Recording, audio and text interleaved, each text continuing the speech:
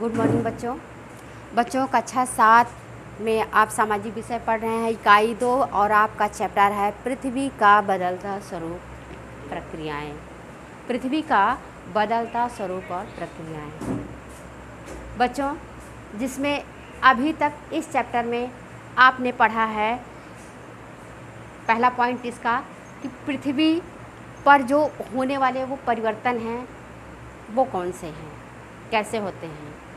तो जिसमें आप लोगों ने पढ़ा कि पृथ्वी में जो परिवर्तन है बच्चों, वो बाह्य परिवर्तन और आंतरिक परिवर्तन है। आंतरिक परिवर्तन जो पृथ्वी के नीचे, भूपृष्ठ के नीचे होते हैं, जो ज्वालामुखी और भूकंप की क्रियाओं के द्वारा होते हैं, और ये अचानक हो जाते हैं।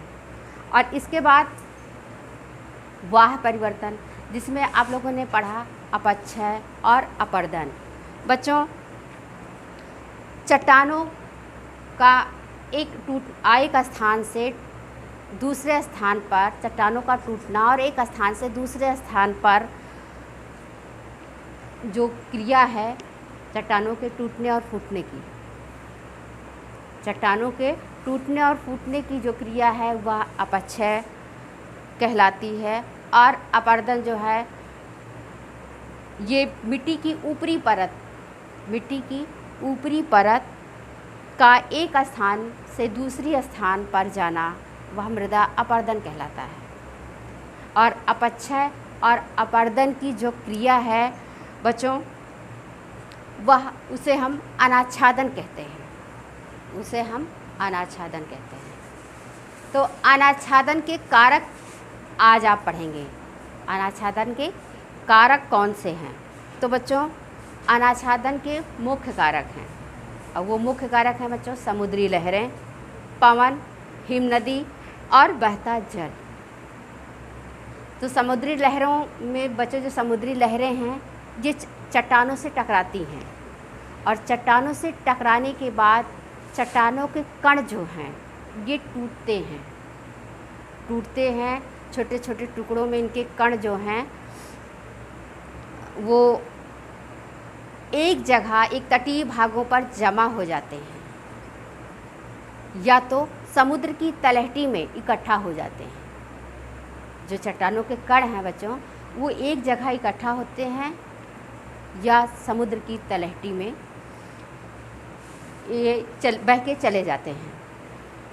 उसके बाद पवन बच्चों, पवन भी मृदा अपर्दन तथा निक्षेपण का कार्य करती है। पवन जो है वह मृदा अपर्दन और निक्षेपण का कार्य करती है।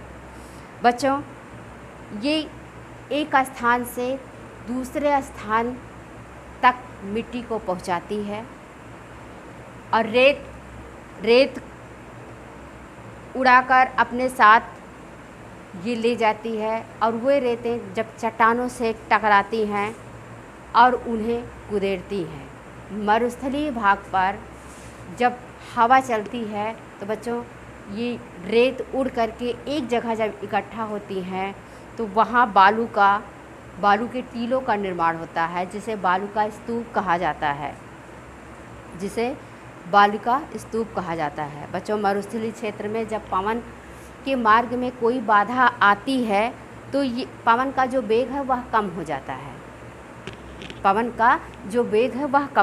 है, और जिसमें पवन के साथ जो उड़ने वाले तरल पदार्थ हैं वो गिर करके बालू के टीलों का निर्माण करते हैं।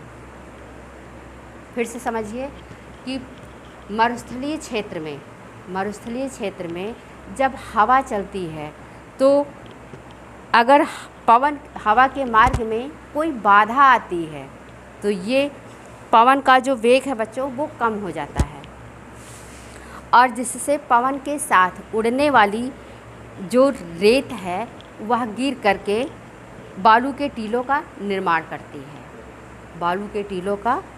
करती है, जिसे बालू का स्तूप कहा जाता है। बच्चों, जब ये बालू के कण बहुत बारीक और हल्के होते हैं, पवन इन्हें बहुत दूर तक ले जाती है, और जब ये कण बड़े क्षेत्र में जमा होते हैं तो इसे लोयस कहते हैं। और अब देखिए हिमनदी बच्चों, हिमनदी यानी कि बर्फ़ की नदी बर्फ़ उच्च अक्षांशों से गिरकर नीचे गिरकर एकत्रित हो जाती है। बर्फ़ जो है उच्च अक्षांशों से नीचे गिर कर के एकत्रित हो जाती है, जिससे बर्फ़ का मैदान बनता है। और बर्फ़ का मैदान हिम रेखा के ऊपर स्थित है। बर्फ़ का जो मैदान है बच्चों, वह हिम रेखा के ऊपर स्थित है। बच्चों, बर्फ़ की नदी जो है, बड़े बड़े जो बर्फ़ के पिंड हैं, जो ढलान के कारण नीचे गिर जाते हैं और नीचे गिरने के कारण ये पिघलते हैं, तो उसे हम हिम नदी कहते हैं। उसे हम हिम नदी कहते हैं। और इसके बाद बहता हुआ जल। बच्चों, अनाच्छादन का जो मुख्य कारक है वह बहता हुआ जल है। बहता हुआ जल। बच्चों, बहता हुआ जल नदियों से तेज़ गति से सैलों को तोड़ते हुए उन्हें बहा करके ले जाती है। बहता हुआ जो जल है बच्चों, वह नदियों से तेज़ गति से सैलों को तोड़ते हुए और वह जल को बहा करके ले जाता है। और बच्चों, यह प्रायः पहाड़ी क्षेत्रों में या पर्वतीय क्षेत्रों से निकलने वाली जो नदियां हैं, ये मैदानी क्षेत्र की ओर जब बहती हैं, वे समुद्रों तक पहुंचती हैं और इसमें पर्वतीय क्षेत्रों के तेज़ ढाल के कारण नदियों की तीव्र गति होती है। पर्वतीय क्षेत्रों में जब इनकी जो ढाल है, गति जो है वह तीव्र है और ये ऊंचाई और ढाल के बीच से गुजरती हैं नदियाँ, और इस कारण इसमें इनकी गति जो है, इनके बहाव की जो गति है बच्चों, वह काफ़ी तेज़ रहती है। और जब ये मैदानी भाग में पहुंचती हैं नदियाँ बहते बहते, तब इनके जो ढाल में इनकी ढाल जो है बच्चों धीमी पड़ जाती है। जैसे गंगा नदी जब वहाँ गंगोत्री से निकलती हैं और निकलने के बाद जब ये पहाड़ी क्षेत्र ख़त्म करती हैं और मैदानी क्षेत्र में आती हैं, पहाड़ी क्षेत्र में बहुत तेज़ गति से बहती हैं, और जब मैदानी क्षेत्र में आती हैं तो बहते बहते इनका जो धारा है, बहने की गति है, वह धीमी पड़ जाती है, मध्यम पड़ जाती है। और समुद्र के किनारे, समुद्र से जब ये मिलती हैं तो वहाँ तक पहुँचते पहुँचते इनकी गति एकदम धीमी पड़ जाती है। बच्चों, समुद्र के निकट बहुत ही कम ढाल होने के कारण, समुद्र के निकट बहुत कम ही ढाल होने के कारण यह नदी जो है अपने साथ बहुत सारा मलबा इकट्ठा करती हैं, ले जाती हैं, और इन मलबों के कारण ये अपना रास्ता बदल देती हैं, जहाँ पे डेल्टा का निर्माण होता है। और ये डेल्टा का जो निर्माण होता है बच्चों, इस स्थिति में होता है। इसका निर्माण त्रिभुजाकार स्थिति में होता है। मान लीजिए ये पहाड़ी इलाका है, यहाँ से नदियाँ बह रही हैं और बहते बहते ये यहीं पे इकट्ठा इनका मलबा हो जाता है, जिसके कारण इनकी धारा जो है वो बदल जाती है।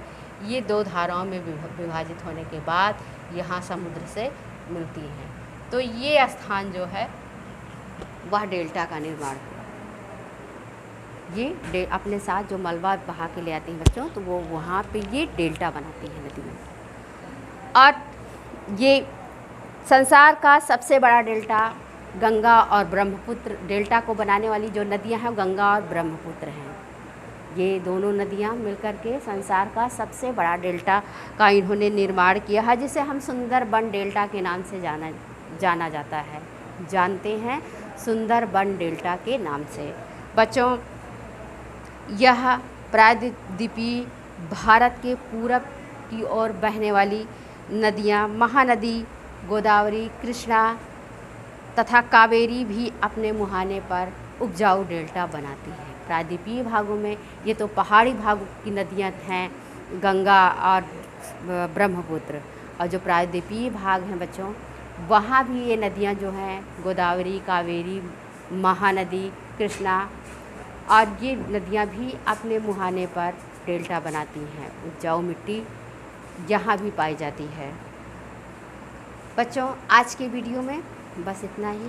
आगे आपको अगला पॉइंट पढ़ाया जाएगा। धन्यवाद।